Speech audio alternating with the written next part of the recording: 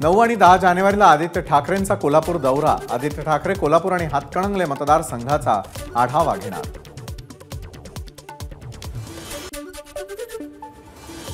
पंतप्रधान मोदी 12 जानेवारीला सोलापूर दौरा करण्याची शक्यता. नाशिकचा दौरा आटोपून पंतप्रधान सोलापुरात कामगारांसाठी गृहसंकुलाचं लोकार्पण करणार.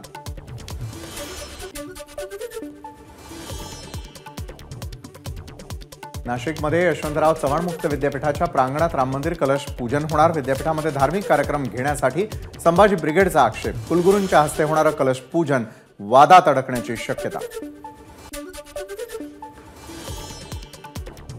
नाशिकच्या मालेगावात सशस्त्र दरोड्याचा प्रयत्न. व्यापाऱ्याच्या घरामध्ये घुसून चाकू आणि बंदुकीचा धाक दाखवून लूट करण्याचा प्रयत्न. हल्ल्यात 3 जण जखमी. नागरिकांच्या सतर्कतेनं दोघांना पकडण्यात यश. नाशिकमधील सप्तशृंगगड उद्या 24 तास खुला राहणार. भाविकांची गैरसोय टाळण्यासाठी ट्रस्टचा निर्णय. मोठ्या संख्येनं भाविक हजेरी लावण्याची शक्यता.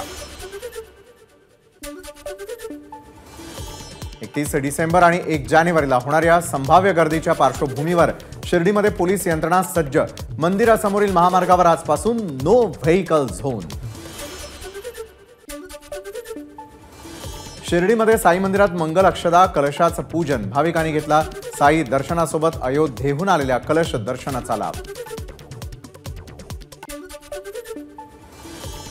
धुळे महापालिकेच्या लोकप्रतिनिधीचा कार्यकाळ आजपासून संपुष्टात येणार. प्रशासक म्हणून आयुक्त अमिताभ दगडे पाटील सांभाळणार कार्यभार. राज्याचे मदत आणि पुनर्वसन मंत्री अनिल पाटील यांची चेतक फेस्टिवलला भेट. मंत्री अनिल पाटलांनी चेतक फेस्टिवलमध्ये लुटला घोडेस्वारीचा आनंद. बीड जिल्ह्यात 5 वर्षामध्ये 1000 ते 714 महिलांच्या गर्भपिशव्या काढल्या. 55% महिलांचे ऑपरेशन खासगी रुग्णालयामध्ये. गर्भपिशवी काढण्याच्या प्रकारामध्ये पुन्हा धक्कादायक वाढ. बुलडाण्यामध्ये अवैध रेती वाहतूक करणाऱ्या भरधाव ट्रकनं एका युवतीला चिरडलं. 23 वर्षीय युवतीचा जागीच मृत्यू. शेगाव संग्रामपूर मार्गावरील कालखेड गावाजवळ घटना. ट्रक चालकाचा शेगाव ग्रामीण पोलिसांनी घेतलं ताब्यात. छत्रपती संभाजीनगर रेल्वे स्थानकावर वंदे भारत रेल्वे येण्या अगोदरच खासदार इम्तियाज जलील परतले. यावेळी जलील यांच्यासमोर भाजप कार्यकर्त्यांची जोरदार घोषणाबाजी. छत्रपती संभाजीनगरच्या कुंभारवाडा परिसरामध्ये गावठी दारू बनवणाऱ्या कारखान्यावर कारवाई. लाखोंचा मुद्देमाल जप्त. राज्य उत्पादन शुल्क विभागाची कारवाई. रायगड जिल्ह्यामधील ताम्हिणी घाटात खासगी प्रवासी बसचा अपघात. 2 महिला प्रवाशांचा मृत्यू. 55 जण जखमी.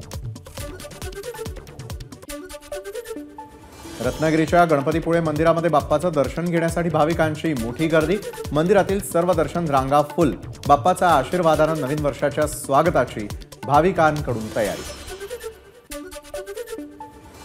नववर्षाच्या स्वागतासाठी रायगड पोलीस सज्ज. नववर्षाच्या पार्श्वभूमीवर पर्यटकांची होणारी गर्दी पाहता जिल्ह्यामध्ये सर्वत्र कडेकोट पोलीस बंदोबस्त तैनात. रायगडच्या मुरुड समुद्र किनारी मुरुड पर्यटन महोत्सव. 4 दिवस चालणाऱ्या महोत्सवाची पर्यटन दिंडीनं सुरुवात. समुद्र किनारी बैलगाडी स्पर्धा, खेळ पैठणीचा असे विविध कार्यक्रम संपन्न. सिंधुदुर्गमधील समुद्र किनाऱ्यांवर पर्यटकांची गर्दी. कोकणातील समुद्र किनारे, गडकिल्ले, मंदिरं पर्यटकांनी फुलली. परभणीमध्ये विकसित भारत संकल्प यात्रेच्या कामकाजाला 8 विस्तार अधिकाऱ्यांचा नकार. यात्रेच्या प्रचारावरून जीवाला धोका निर्माण होत असताना अधिकाऱ्यांचं जिल्हाधिकाऱ्यांना पत्र.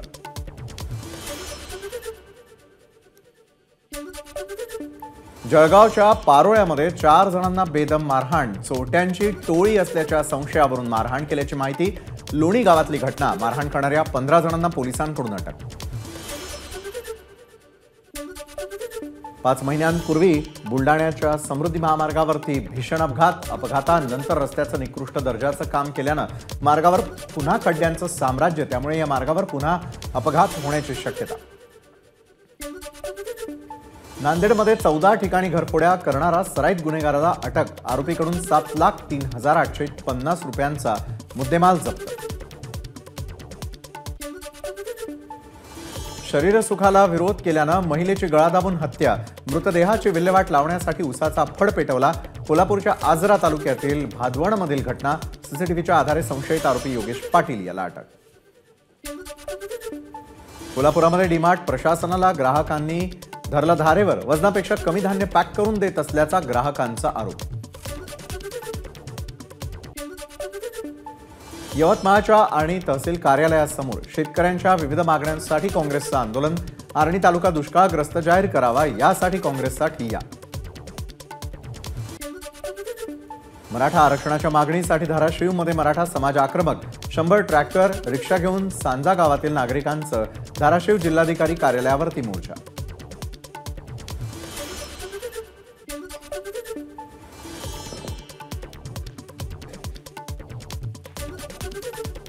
हिंगोली जिल्ह्यामध्ये कडाक्याच्या थंडीसोबतच दाट धुक्याची चादर. धुक्यामुळे वाहतुकीचा वेग मंदावला.